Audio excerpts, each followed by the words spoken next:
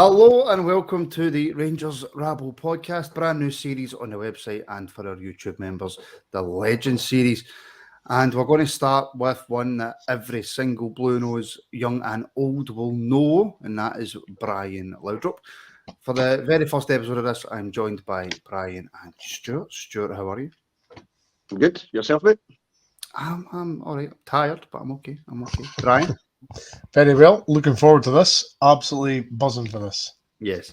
And I will caveat the conversation, which is probably something I should have said before we started, which is I don't know when this is going out, so don't mention any of the latest games or managers or fixtures or results or anything, because I'm not 100% sure when it's going out.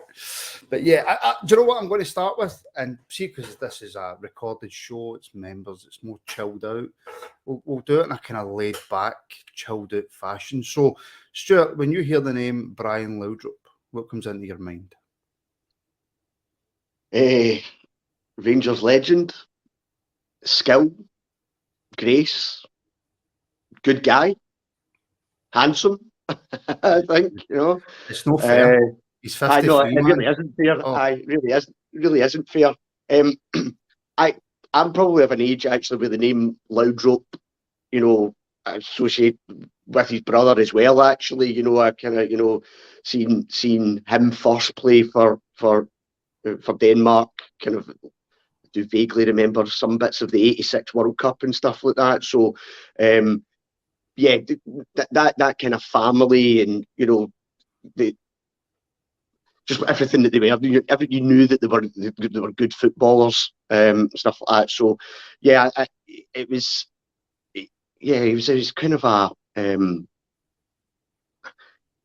jealous, I think, of the talent he had and stuff like that. But yeah, just a really, really good footballer. Would it be fair to say, Brian, and look, we'll come into the more aspects of his career. I can't even think of the word. More in-depth aspects of his career in a wee minute. But has there been many better footballers that you've watched live at Ibrox? No, it's as simple as that. No, I seen Davy Cooper, seen Gaz, obviously, Ian Durrant, but as Stuart just said, he would, like, his first game, for example, when he was at home Motherwell, he would take on the defence, and you're like, doesn't even look as though he's running. Yeah, he was going past them like they weren't even there. He was skinning them. And you're like, nah, he's not just done that. And it was just the great, as Stuart said, the grace that he did it with. It wasn't like, it was effortless. And you just thought to yourself, you were pinching yourself because you thought, this guy's won a European Championships with Denmark in '92. And he went to, I think it was Milan. Then Fiorentina, he's farmed out to Milan. You thought, how can this guy not get a club? It's bizarre. And then Walter Smith signed him, and you thought, this is unbelievable. I mean, he was just so good, and you almost thought to yourself, he's far too good for us, far too good. But what a player he was! He was phenomenal. He really was. I mean, he would play a lone striker, he'd play wide. But fullbacks and centre-halves were absolutely terrified of him. Totally terrified. And that was the difference that he made to us. He made defences scared. They didn't know what he was going to do, but he knew what he was going to do. It wasn't like the old Ted McMinn where Ted didn't know what he was going to do. But Brian Laudrup knew exactly what he was going to do, and they still couldn't stop him. Even defenders knew what he was going to do, but still couldn't stop him. And that was the mark of I would call him world class. Not a lot of people would, but I would call him world class. And he was just a phenomenal. He was just I would say he was a phenom. He was just a different breed of player. He was just unbelievable. So if we're talking about, just say, for example, Stuart, that Brian Laudrup was about today, right?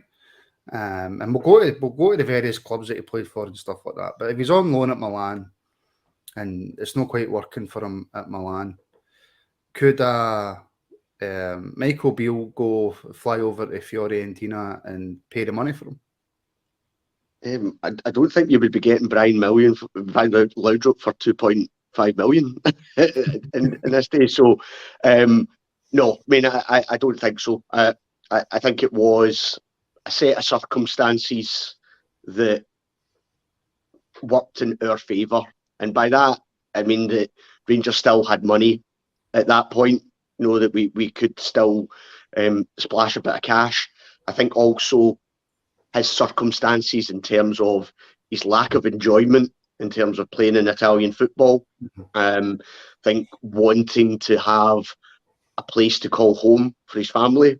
Maybe actually geography comes into it a wee bit as well, closer to Denmark came into it.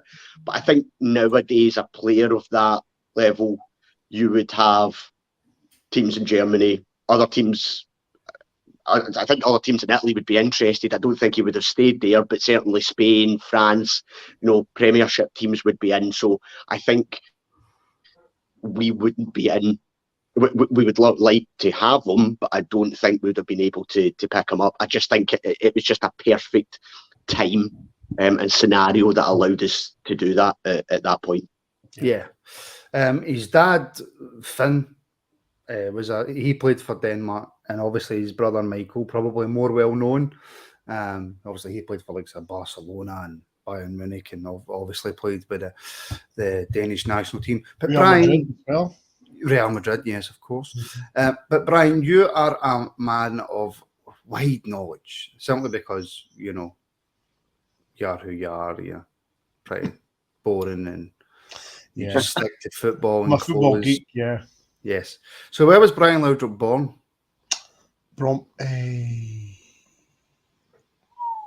Now you've got me. Well, I'll give you a clue. It wasn't Denmark. It wasn't Denmark, guy. I did. Aye. Is it not Germany? Don't make me have to edit this, but taking you so long. I mean, Stuart, I gave you loads of time to research this. Yeah. I did know. I do know it's not Denmark. Think mid-year. Vienna. Mid-year. Vienna. There you go, Vienna. I mean, I gave you the biggest clue in the world. So, aye. That's bizarre in itself, isn't it? Well, his dad was playing for a team over there. Okay. And that's where he was born. But obviously, Stuart, your dad's played for Denmark. Your brother's Michael Laudrup. Clearly, football runs in the family. Absolutely. I suppose with that comes a bit of pressure as well. And the fact, I suppose, Stuart, that Brian and Michael were two completely different players. Would you say they were? Oh, 100%. Oh, yeah. Well, the reason I ask that is in terms of both attacking players, both with great levels of skill. I think Brian certainly probably had a bit more pace about him, probably more, he would go wide, etc. Whereas probably Michael was more what you would class as like a number 10 or something like that now, and playing in behind the striker and stuff like that. But I suppose Michael was a better passer of the ball. Yeah. He was better at scoring goals, getting forward. He was even better at breaking up the play, but he couldn't go past a player like Brian. No. Okay, I think he could go past the player, but I think he did it in a different way. I think, as Brian touched on, Laudrup used skill, but he also had that injection of pace that would take him away. He knew that if he knocked the ball by somebody, then the chances were he was going to get to that ball before the defender and stuff like that. So yeah, I would agree that they utilised their skill set in slightly different ways. But like I said before, when you've got that kind of family history, and your brother is Michael Laudrup, I do think that puts quite a bit of pressure on you and that name that is associated with. So when he probably did go to clubs, and certainly when he came to us, there was an expectation on him to perform. Yeah, and Brian, I'm looking at his career right now. He started at Brondby, then he went to a team called Bayer Uderdingen. I don't even know if they're still about. And then he moved to Bayern Munich. Then he went to Fiorentina. Then on loan to Milan. Then he came to us. Yeah. But if we look at it like this, at Brondby, he played 49 games. At Bayer Uderdingen, he played 34. At Munich, he played 53. And at Fiorentina, he played 31. And at Milan, he only played 9. So before he came to us, obviously there's skill there. You don't go to teams like Milan and Bayern Munich back in the day if you don't have something. But he never played a lot of games at these clubs. It's bizarre. I mean, as you say, when you think back, he's obviously looking for a club that he feels appreciates him, a club that he feels attached to, and a club that I dare say the fans love. And when you, as you say, when you look at that 4 or 5 clubs that you mentioned, I don't think he's found any of that in either of those clubs. He's as you say, he's bounced around. You know, he's 2 teams one in Denmark, I think 2 in Germany, Italy twice. I just don't think he found a club that he felt appreciated, and he was searching for that. And I think when Walter went to him and made the proposal, you know, he says, "Look, you're going to be my main man. You'll play every week. You know, you're playing in front of 45, 50,000 every week. You know, you'll be loved. You know, the fans will take to you." I just don't think he found a club where he felt appreciated or felt wanted, and it took till Rangers till he found that. And it's crazy to think that like teams like Bayern, Fiorentina, and AC Milan didn't take to him, because when you see, and you know what, Brian? Sorry to cut in, but see, just for younger listeners now, see back in the 80s and 90s, Fiorentina were a top team. Yeah, you know, I mean, they had the Batistuta, Rui Costa, Balbo. You know, Fiorentina were a fantastic team. They went, I'm sure they went to back in the late 90s. I think they went to Arsenal at Wembley and turned over Arsenal at Wembley. You know, I think they got to the semi-finals of the European Cup. That, you know, they were a brilliant team, Fiorentina. They weren't shy. So, you know, it was all fantastic teams he was at, but I just feel he never found a club that appreciated him and where he felt home, and until he came to us. That's what I genuinely feel. I also think there's an element of this in terms of maybe how football at that time, you know, 4-4-2 was still predominantly there. So, you know, you're playing with those 2 wingers that kind of hug the touchline, etc. When he came to us, Walter Smith gave him a bit of freedom to say, go and do what you want. You go and do what you want, you know, and actually I'm not really particularly worried about you know, going that way. I want you to be influencing the game that way. Whereas particularly in Italy, you know, Defense. Very rigid, you know, the defensive side of the game was still very, very important to them, stuff like that. So it's maybe like, again, a set of circumstances that it won positionally, and maybe then what was expected of him that just didn't work for him at that time. Whereas when he came here, he got that freedom. It was right place, right time, pretty much for Walter Smith, wasn't it? Yes. But Walter was a master at that, though. Look at Gaza. Yeah. You know, Walter was a master at looking and seeing players that he possibly knew were too good for Scotland, but the circumstances meant that we could have went and got them. You know, he picked up other gems in Scotland like Ian Ferguson, Duran, you know, and stuff like that. But what other manager do you know in our league, even back in the 90s when we were a top European team, they could have went and get players of the calibre of Brian Laudrup and Alan McCoist? No, well, it's simply no chance. Walter was the only man that could do it. And the famous story about him flying out to Rome to sign Gaza, knocked on his door. "All right, Gaza, how you doing? You know, what about signing for us?" "I absolutely," and the deal was done. Walter just had a knack of speaking to these guys and getting them, almost treating them like sons. You know, Gaza always says that Walter Smith was like the dad he never had. I dare say Brian Laudrup treated Walter Smith like that as well. You know, he just had a way of speaking to these guys that have lost their way a wee bit, kind of like what Michael Beale's doing just now. You know, he's signing players that have lost their way. Walter Smith had that same sort of aura. He went to them and says, "Look, I'll give you the platform. I'll give you the base to go and play and do what you want." I obviously appreciate that the Gaza and all that are Mavericks. Mavericks aren't ideal, but when they're on their game, they're untouchable. So, and Walter Smith just basically says to them, "Look, I'll sign you. Go and do what you can." And he gave them, as Stuart says, he gave them the freedom to do what they wanted, and that's all a lot of these guys wanted in the 90s, is just to do what they wanted and showcase their skills. And Walter gave them that freedom. I think you have to also, in terms of when you make a signing like that back then, how important it was that it had to work, because you were still under these, particularly for Europe, the 3 foreigner rule. So if you're signing a player who isn't Scottish, then you've got to try and be certain that it works. So because you're taking a spot there. So it's not like today where you can flood your team with as many foreigners as you want. So you had to try and get it right. And no, there's a decent debate to be had about how Rangers performed in Europe around about that time. We'll go into that in episode 2. Well, yeah, okay. So I think, but what you can't disregard what the signing of Laudrup was a good signing. There was, but don't underestimate that there was a bit of a risk about that because of the circumstances at that time. No, look, 100%. But Stuart, is it any surprise though? And I'll read them out again. The appearances, 49, 34, 53, 31, 9. And then he comes to Rangers under Walter Smith and plays 116 games. So at Rangers, he played the most football of his career at Rangers.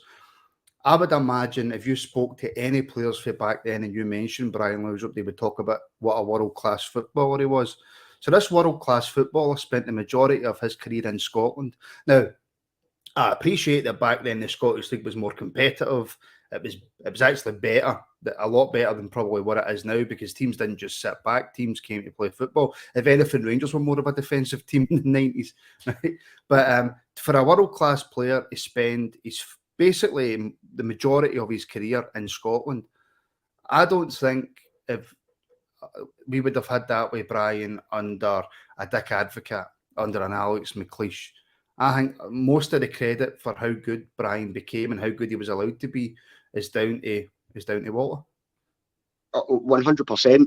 And again, we talk now about certain players that need a run of games to get up to speed and perform. Clearly, what's happened in these earlier parts of his career there is he might be getting a game here, or he's coming on for the final 10-15 minutes of a game. He was a player that probably did need to, play a bit to get the confidence going, as Brian talked about his debut and all that.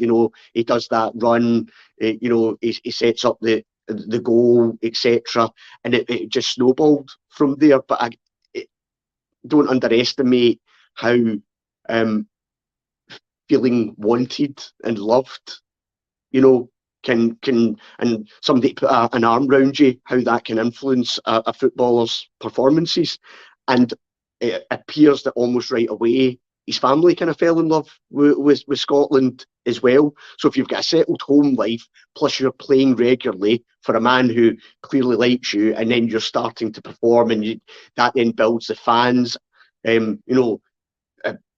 how they felt about you, everything just falls into place.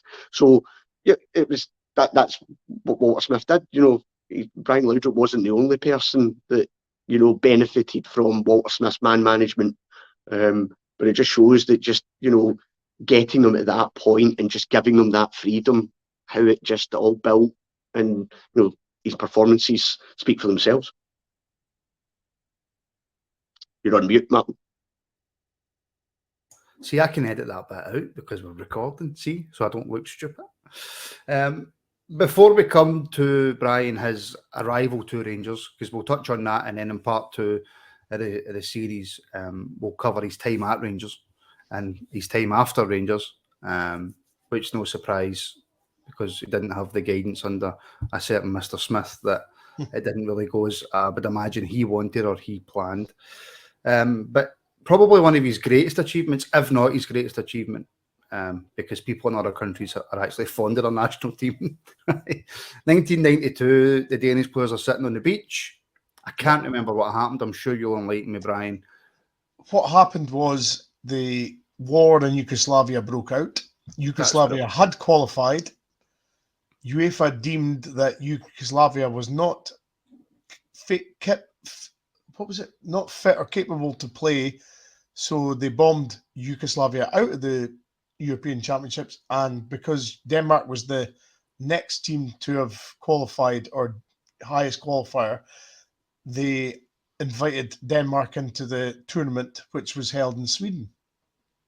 And what happened in that tournament, Brian? And what happened was Denmark went all the way, beat, I think, Holland in the semi, and then they beat Germany in the final and won the whole thing.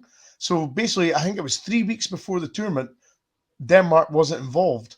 And then all of a sudden they got a phone call just under 3 weeks before the tournament started to say, oh, you're in this tournament, the European Championships.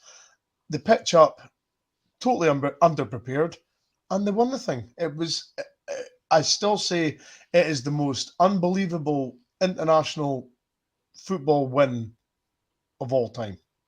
And they did it without his brother. Yeah, who Michael Laudrup wasn't involved. Michael decided, no, I don't want to be part of it. Yeah. So one of the best players, they won it without one of the best players in the world. I think. Yeah, absolutely. But I've only seen clips in '92 because I was free. So obviously I wouldn't have been too aware of what was going on, Stuart. But Brian played a massive part in that one. Yeah. Well, absolutely. And what you were beginning to see then was people took notice of that team, because, almost like that summer, and then the following summer, pretty much all of those Danish players were starting to get picked up. Your Schmeichels, your John Jensens, etc. were coming to fore. But yeah, I mean, he was integral to that team. They were a unit. They might probably across the board, when you looked at all the players, maybe weren't the most technically gifted team or anything like that, but they played as a team, and that's what got them through. Germany were probably a better footballing side than them, but they came up against almost like a club team, in terms of the camaraderie that they have, but not to dispute that they did have some very, very good players within it. But yeah, I mean, an incredible achievement for, like Brian says, 3 weeks before not being involved, to then go on and lift the trophy. Was that a bigger win, Stuart, than Greece in 04? Yeah. Yeah, probably just because of the circumstances. I would say, not to take anything away from Greece, because let's say that was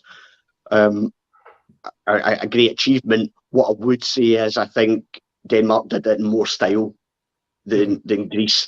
Greece weren't a great watch when they lifted that no, trophy. that's true. At least Greece knew they were in the tournament. Well, yeah, exactly. So there was, I think, from a preparation point of view, etc. I think there is a bit of a story that says they were all on the beach and whatever. Like, I'm not entirely sure it was quite as that. I do think there was obviously murmurings that this could be a possibility, but until it's confirmed, then you probably are switching off a wee bit. Say season's done.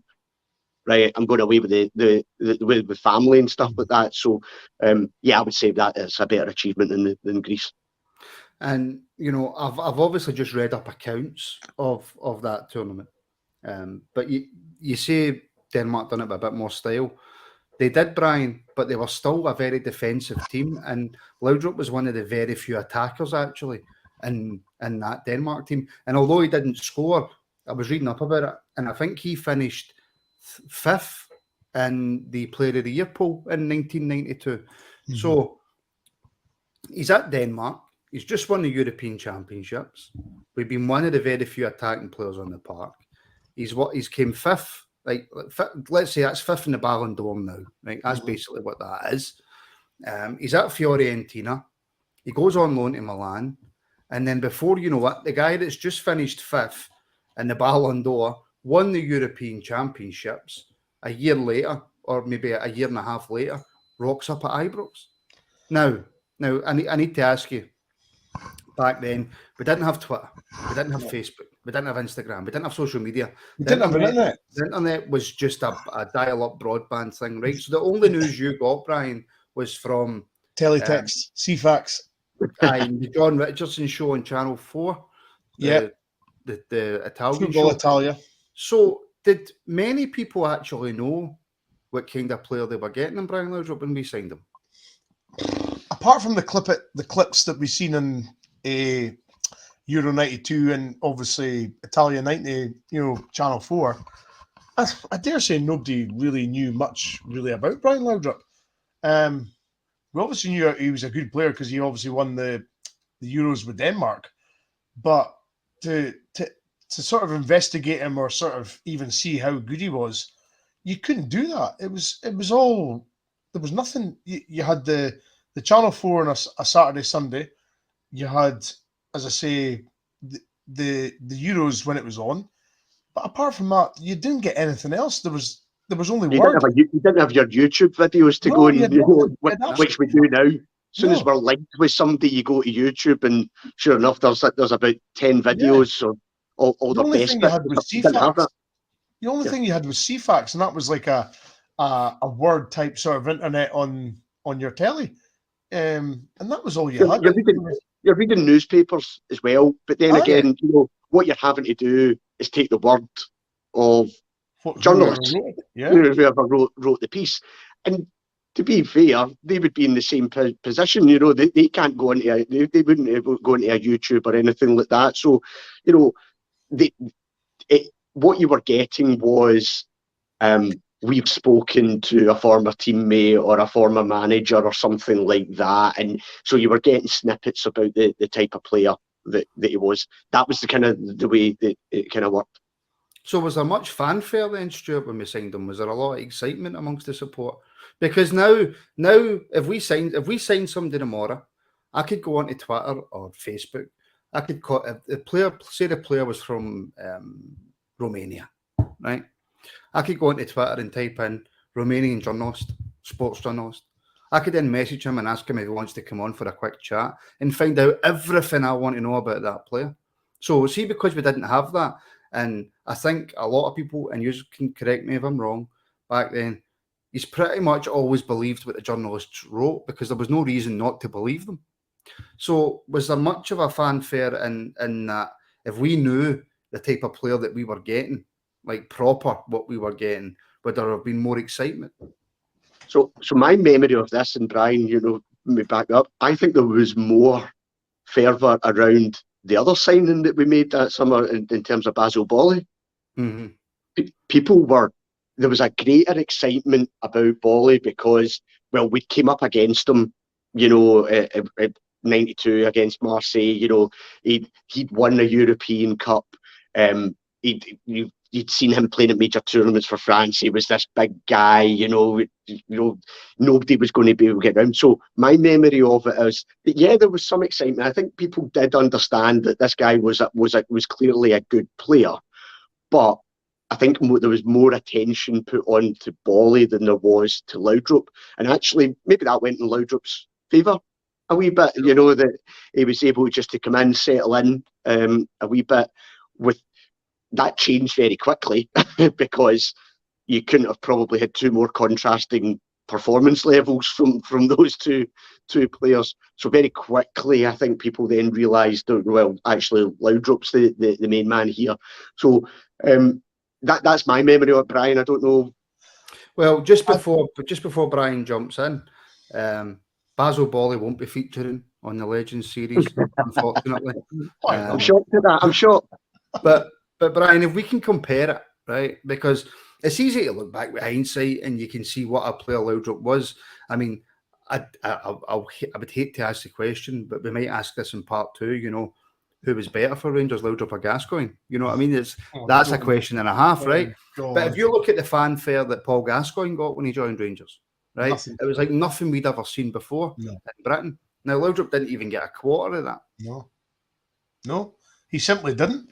As Stuart said, the biggest fanfare was Basel Boli because we'd played against him in Marseille. He defeated Milan in the European Cup that season, which obviously still rankles with a lot of people. He was regarded as the and he was still regarded at that time as the best centre half in the world when we signed him. And when you look back, it's hard to argue. I mean, the only people that was probably better was maybe Baresi, Maldini, Costa Curta. I mean, that's the sort of levels that this guy was getting compared to. He was just that good. And of course, we signed him, and it was like, wow, this is like a box office signing. We've signed Basel Boli. He's one of the best centre halves in the world. And Laudrup kind of went under the radar. Oh, we've signed Brian Laudrup. Oh, but no, we've signed Basel Boli. Everybody was more worried or more interested in Basel Boli. And poor Brian Laudrup went under the radar. And it wasn't the fanfare, as you say, with Gaza, but he got overshadowed because of Basel Boli. Which is crazy. Looking back in hindsight is crazy. To imagine, when you look back now, it's unthinkable, but that's just simply how it was. We signed Basel Boli, who was regarded as in the top 5 centre-halves in the world. Brian Laudrup wasn't considered anything like that at the time. We signed him from Fiorentina, but he wasn't held in that regard like Basel Boli was. But I think it also backs up, Martin, what you're saying in terms of from a fans. In fairness to the fans, they're probably looking at it, going, well, actually, this is a guy that wasn't getting a game, really, Fiorentina. He wasn't getting a game at Milan, so what's going on there? Whereas you knew what you were getting with Boli, I think, again, probably another show debate in terms of why you sign a player like Boli in terms of if he plays in a back three and we stick him at left centre back, which he was never used to right back at times and stuff like that, kind of bonkers. But I think, in fairness to the fans, I can understand why it was maybe a bit more subdued for Laudrup because of what we've talked about. He wasn't playing a lot of football, whereas Boli was. Mm-hmm. Yeah, I know. And I'm just, that way where you think back and looking at it now, especially somebody like myself who was a bit younger but learned everything through the old VHSs, the Rangers Golds and all that, and then you look back and you go, I can't believe that there was a bigger fuss made over Basel Boli. But if you think about it logically, well, there always should have been. Because like you say, he was in the top 5 centre-halves in the world. He won the Champions League with Marseille, albeit they bought it, allegedly. And stuff like that. But look, we shall leave it there, gentlemen, for episode 1. Episode 2 just getting going as well. Just getting going. Episode 2 will feature about his time at Rangers, some of his greatest games, some of his greatest moments, the European, I would say unfortunate, but we never really done anything in Europe. Let's be honest, did we? And his time after he left the club in that final season. Which I think still wrangles with a lot of Rangers supporters. Tragic. It does. I hope you all enjoyed this first episode. The last 15 minutes you will not see because that will all be edited out because it didn't quite go the way I wanted. But like I say, I don't know when this is getting uploaded, but when it does, this episode 2 will be out the following week. So yeah, I hope you all enjoyed it.